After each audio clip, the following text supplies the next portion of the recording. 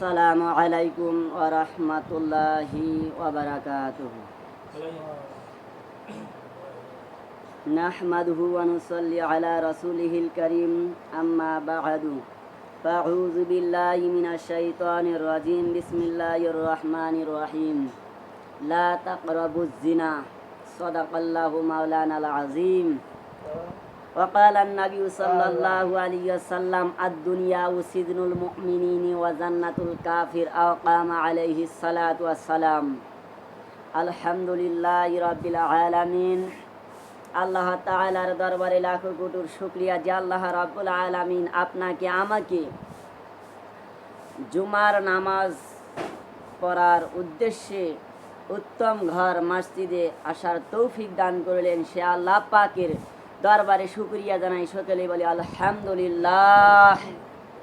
তার পাশাপাশি দরুদ ও সালাম পৌঁছাই যেই নবীকে সৃষ্টি না করলে কুল কায়নাত সৃষ্টি হতো না, সেই নবীজির শানে দরুদ ও সালাম পৌঁছাই, সকলে বলি সাল্লাল্লাহু আলাইহি ওয়াসাল্লাম। সম্মানিত মহতারাম হাজিরিন, আমি আল্লাহ রাব্বুল আলামিনের একটি অসংখ্য সূরা থেকে একটি আয়াত তেলাওয়াত করেছি। আল্লাহ রাব্বুল আলামিন বলছেন, লা তাকরাবুজ জিনা, তোমরা জিনার কাছেও যেও না। কারণ জিনা এমন একটা গুনাহ, এটা কবিরা গুনাহ, এটা তওবা ছাড়া আল্লাহ মাফ করে না। সম্মানিত হাজিরিন, আপনি যদি কোনো মেয়েকে বিবাহ করতে যান,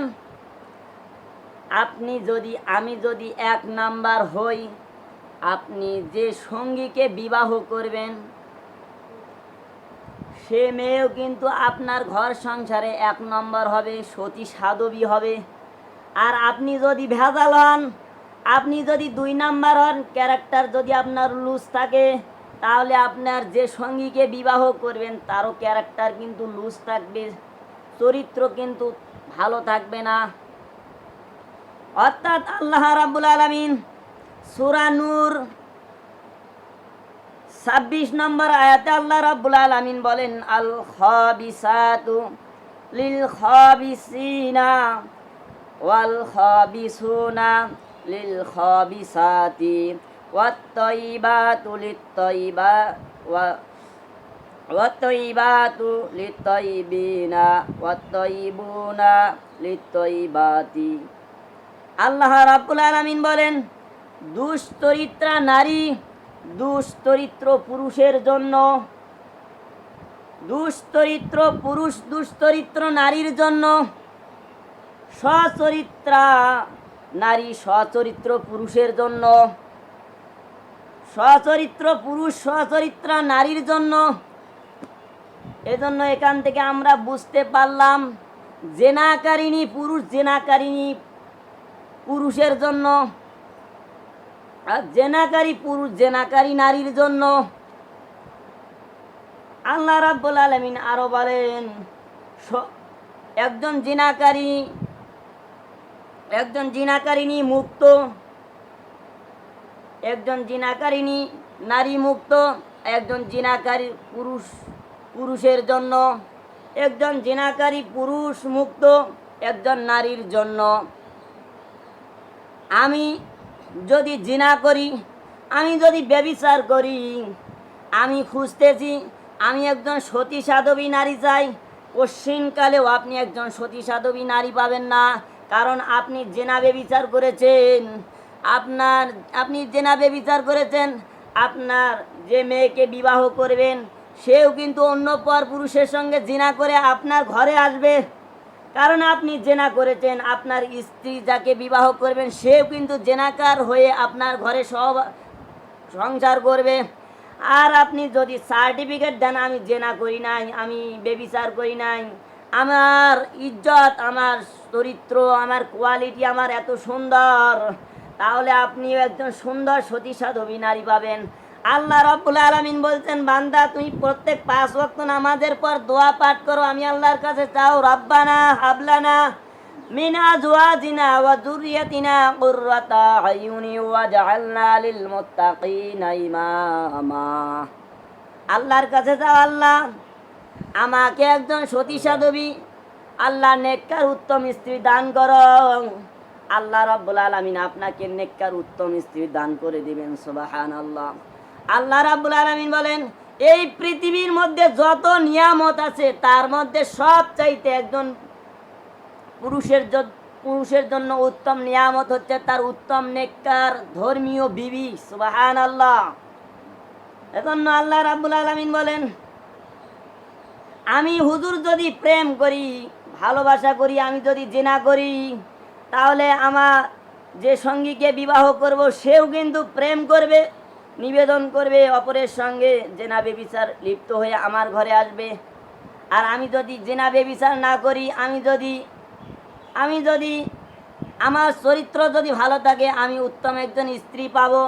এটা আল্লাহ পাকের ঘোষণা। সূরা নূর 26 নম্বর আয়াতে আল্লাহ রাব্বুল আলামিন বলেন, একজন দুশ্চরিত্র পুরুষ দুশ্চরিত্র নারীর জন্য, একজন দুশ্চরিত্র পুরুষ দুশ্চরিত্র নারীর জন্য, দুশ্চরিত্র নারী দুশ্চরিত্র পুরুষের জন্য, সচরিত্র পুরুষ সচরিত্র নারীর জন্য, সচরিত্র পুরুষ সচরিত্র নারীর জন্য, আবার সচরিত্র নারী সচরিত্র পুরুষের জন্য। এজন্য আমাদের চরিত্র হতে হবে সুন্দর। আল্লাহ রাব্বুল আলামিন বলেন, আল্লাহ তাআলা বলেন, লাকাদ কানা লাকুম ফি রাসূলিল্লাহি উসওয়াতুন হাসানাহ। আমাদের উত্তম আদর্শ হবে মুহাম্মাদুর রাসূলুল্লাহ সাল্লাল্লাহু আলাইহি ওয়াসাল্লাম। এজন্য আজকে লক্ষ্য করে দেখা যায় স্কুল কলেজে ভার্সিটিতে সব জায়গায় ওই অবৈধ প্রেম ভালোবাসা এগুলো সম্পূর্ণ আল্লাহ রাব্বুল আলামিন হারাম করে দিয়েছেন। আজকে আল্লাহ রাব্বুল আলামিন বলেছেন, আমি ব্যবসাকে হালাল করে দিয়েছি, সুদকে হারাম করে দিয়েছি। আল্লাহ আগে প্রথমে বললেন যে আমি আল্লাহ রাব্বুল আলামিন সুদকে হারাম করে দিয়েছি। আল্লাহ রাব্বুল আলামিনের বান্দারা বিপদে পড়ে যায়। আল্লাহ যখন সুদ হারাম করলো, সুদ খাওয়া যাবে না, তখন বান্দা না খেয়ে মরতেছে। আল্লাহ রাব্বুল আলামিনের বান্দারা আল্লাহকে ফরিয়াদ করলো, আল্লাহ আপনি সুদ হারাম করেছেন, আল্লাহ আমরা এখন কি করি? আল্লাহ রাব্বুল আলামিন সঙ্গে সঙ্গে আল্লাহ রাব্বুল আলামিন আয়াত নাজিল করে জানিয়ে দিলেন, ও আমার বান্দা বান্দিরা, আমি আল্লাহ যেমন সুদকে হারাম করেছি, আমি অপরদিকে আল্লাহ আমি ব্যবসাকে হালাল করে দিয়েছি। সুবহানাল্লাহ। তোমরা সুদ খাবে না, ব্যবসা চালু করে দাও। নবীর সুন্নত তরিকা নবী ব্যবসা করেছিল, নবী মেষ পালন করেছিল, নবীর দেখানো বাতানো তোমরা ব্যবসা করো। ব্যবসার মধ্যে আল্লাহ গায়বী খাজানাত বরকত দান করে দিবেন। সুবহানাল্লাহ। এজন্য আল্লাহ এক সাইডে হারাম করে দিয়েছেন সুদ, আল্লাহ আর এক সাইডে ব্যবসা আল্লাহ হালাল করে দিয়েছেন। সুবহানাল্লাহ। আল্লাহ রাব্বুল আলামিন বললেন যে আমি বিবাহ করা সুন্নত করে দিয়েছি, কিন্তু জিনা করা আমি আল্লাহ রাব্বুল আলামিন হারাম করে দিয়েছি। আল্লাহ পাক রব্বুল আলামিন জিনা যখন হারাম করে দিয়ে দিলেন, মানুষ তখন বিবাহ শাদী থেকে বিচ্ছিন্ন হয়ে গেল। মানুষ যখন বিবাহ শাদী করতে পারতেছে না, একা একা ভালো লাগে না, আল্লাহ রাব্বুল আলামিনের বান্দারা ফরিয়াদ করলো, আল্লাহ আপনি জিনা ব্যভিচার করা আল্লাহ আপনি কি করে দিয়েছেন? হারাম করে দিয়েছেন। আয় আল্লাহ আমাদেরও কিছু ভালো লাগে না। আল্লাহ রাব্বুল আলামিন বললেন, আমি পরপুরুষ মেয়ে লোকের সঙ্গে অবৈধ ভালোবাসা সহবাস আমি আল্লাহ রাব্বুল আলামিন হারাম করে দিয়েছি, কিন্তু বিয়ে করে সহবাস করা আমি আল্লাহ রাব্বুল আলামিন হালাল করে দিয়েছি। সুবহানাল্লাহ। তখন থেকে আল্লাহ রাব্বুল আলামিনের নবীর সুন্নাত হলো তোমরা বিয়ে করে হালাল স্ত্রীকে উপভোগ করা, এটাও আল্লাহ রাব্বুল আলামিনের সুন্নাত। আল্লাহর নবী বললেন যে স্ত্রী সহবাস করাও আমি আল্লাহ রাব্বুল আলামিনের নবীর সুন্নাত। সাহাবীরা বললেন, আল্লাহর নবী স্ত্রী সহবাস করবে এটাও সুন্নাত, এটা তো এমন একটা খারাপ কাজ। আল্লাহর নবী বললেন, না না, তোমরা যদি বিবাহ শাদী কালেমা পড়ে যদি না করে অবৈধ সম্পর্ক বিয়ের আগে যদি সম্পর্ক করো, মেলামেশা করো, এটা সম্পূর্ণ হারাম। এটা আল্লাহ রাব্বুল আলামিন জিনা করে দিয়েছেন। এর কারণে আপনাকে জাহান্নামে যেতে হবে। আর বিবাহ করে কালেমা পড়ে আপনি বিবাহ করে হালাল স্ত্রীর সাথে সম্ভব করবে, এটা রব্বুল আলামিন বলে দিয়েছেন সুন্নাত। এর মধ্যে আল্লাহ রাব্বুল আলামিন গায়বী খাজানাত বরকত দান করে দেন, সুবহানাল্লাহ। এজন্য আল্লাহ রাব্বুল আলামিনের নবী বলেন, এই পৃথিবীর মধ্যে যত সুখ শান্তি আছে, জান্নাতের নাজ নিয়ামত আছে, এটা 1 নম্বর ফার্স্ট। আর পৃথিবীর মধ্যে 2 নম্বরে জান্নাতের নাজ নিয়ামত হচ্ছে উত্তম উত্তম স্বামী আর স্ত্রীর মহব্বত, ভালোবাসা। এটা হচ্ছে জান্নাতের আরেকটা 2য় নিয়ামত। এজন্য আল্লাহ রাব্বুল আলামিন বলেন, আল্লাহ যেখানে হারাম ঘোষণা করে দিয়েছেন সেখানেই আল্লাহ হালাল করে দিয়েছেন। আল্লাহ যেখানে হালাল করে দিয়েছেন সেখানে কিন্তু হারাম করে দিয়েছেন। হালালের মধ্যে আল্লাহ রাব্বুল আলামিন বরকত দিয়েছেন, হারামের মধ্যে কোনো বরকত নাই। এজন্য আমাদের অনেকে বলেছে দৃষ্টিভঙ্গি বদলান, জীবন বদলে যাবে। আমাদের আল্লাহ রাব্বুল আলামিনের নবী বলেন, তোমরা 4 শ্রেণীর মহিলাদেরকে বিবাহ করবে না। 4 শ্রেণী মহিলাদেরকে বিবাহ করলে তোমাদের জীবন কি হয়ে যাবে? ধ্বংস হয়ে যাবে। এজন্য আমরা যারা এখনো বিবাহ করি নাই, বিবাহ করার চিন্তা ভাবনা করতেছি, 4টে দিক তাকাতে হবে। 4টে দিক যদি আপনার মেয়ের মধ্যে থাকে, কোনো মেয়ে লোকের মধ্যে থাকে, ওই মেয়েকে বিবাহ করলে আপনার ঘর সংসার আপনার জ্বালিয়ে পুড়ে ছারখার করে দিবে। আপনি জীবনে সুখী হতে পারবেন না, আপনার জীবনটা তেজপাতা হয়ে যাবে। 1 নাম্বার, ওই মেয়েকে বিবাহ করা যাবে না যে মেয়ে রূপের অহংকার করে। রূপের অহংকার করে, সব সময় দিনে রাতে 24 ঘন্টা আয়না দেখে, এই মেয়েকে, যে মেয়ে রূপের অহংকার করে, এই মেয়েকে বিবাহ করা যাবে না। 2 নম্বরে, ওই মেয়েকে বিবাহ করতে আল্লাহর নবী সাবধান করেছেন যে মেয়ে রূপের চর্চা করে, সপ্তাহে 2 দিন পার্লারে যায়, নিজের ফেস, আল্লাহ রাব্বুল আলামিন বলেন, লাকাদ খালাকনাল ইনসানা ফি আহসানি তাকওয়িম।